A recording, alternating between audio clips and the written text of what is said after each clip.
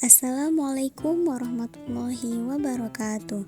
Halo teman-teman, perkenalkan saya Gina Alfia dengan NIM 21231061 dari Prodi Pendidikan IPA. Baiklah teman-teman, pada video kali ini kita akan membahas tentang salah satu materi IPA SMP kelas 8, yaitu sistem pencernaan pada manusia. Apa itu sistem pencernaan? Sistem pencernaan adalah proses yang dilakukan saluran pencernaan di dalam tubuh manusia agar makanan dapat diolah dan diserap nutrisinya dan berubah menjadi energi. Sistem pencernaan pada manusia terbagi menjadi dua mekanisme, yaitu pencernaan secara mekanik dan pencernaan secara kimiawi. Pencernaan secara mekanik adalah proses pengubahan bentuk makanan menjadi bentuk kecil atau lebih halus. Sedangkan pencernaan secara kimiawi adalah proses pencernaan makanan yang melibatkan enzim dan zat kimia. Misalnya pencernaan karbohidrat oleh enzim amilase. Enzim adalah zat kimia yang dihasilkan oleh tubuh yang berfungsi mempercepat reaksi-reaksi kimia dalam tubuh. Adapun organ yang menghasilkan enzim pencernaan ada 3, yaitu lambung, usus halus, dan pankreas. Nah, selanjutnya kita akan membahas organ-organ apa saja yang membantu sistem pencernaan manusia. Sistem pencernaan manusia dimulai dari mulut dan berakhir di anus.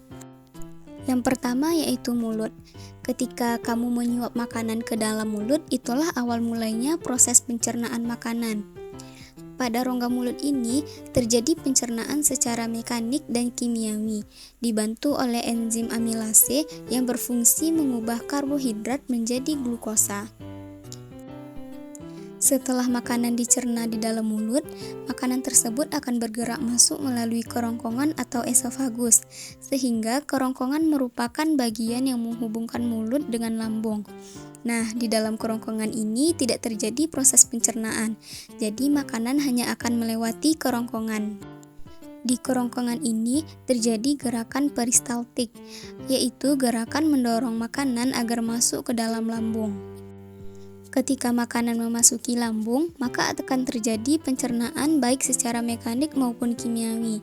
Pencernaan mekanik terjadi karena pada lambung terdapat otot sfinkter kardiak dan sfinkter pylorus.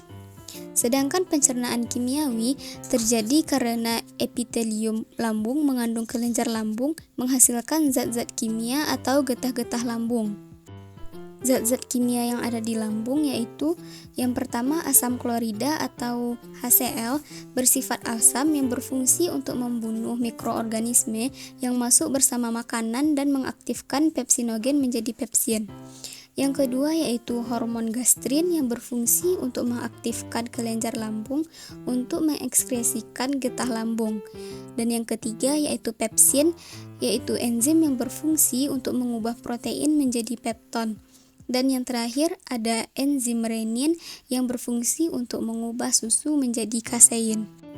Setelah dari lambung, makanan akan masuk ke dalam usus halus. Di usus halus, makanan akan dicecah dan diserap nutrisinya. Organ ini terdiri dari 3 bagian, yaitu usus 12 jari atau disebut dengan duodenum, yang kedua usus kosong atau disebut dengan jejunum, dan usus penyerapan yang disebut dengan ileum. Duodenum merupakan muara dari saluran empedu dan pankreas. Saluran empedu pada hati menghasilkan cairan empedu untuk emulsi lemak, sedangkan pankreas merupakan kelenjar pencernaan yang menghasilkan berbagai jenis enzim untuk proses pencernaan secara kimiawi. Adapun enzim-enzim yang dihasilkan oleh pankreas yaitu amilase mengubah amilum menjadi maltosa dan lipase mengubah lemak menjadi asam lemak dan gliserol. Dan yang terakhir yaitu tripsin mengubah pepton menjadi asam amino. Yang kedua yaitu usus kosong atau jejunum. Pada jejunum, makanan diproses pencernaan terjadi secara kimiawi dengan bantuan enzim-enzim yang dihasilkan oleh usus halus.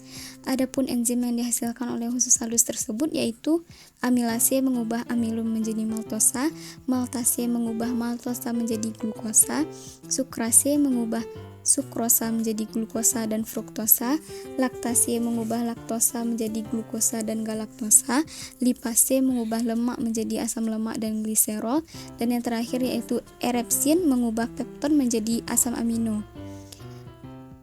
Yang ketiga yaitu usus penyerapan atau ileum. Pada pencernaan ini, di usus ini berakhirlah pencernaan pada usus halus ini. Selanjutnya, makanan akan dibawa ke dalam usus besar. Usus besar berfungsi sebagai tempat pembusukan sisa-sisa makanan dibantu oleh bakteri Escherichia coli, penyerapan kembali zat-zat yang masih diperlukan oleh tubuh, dan untuk pembentukan feses. Setelah feses terbentuk, rektum merupakan tempat untuk sementara feses disimpan, kemudian anus berfungsi sebagai tempat dikeluarkannya feses.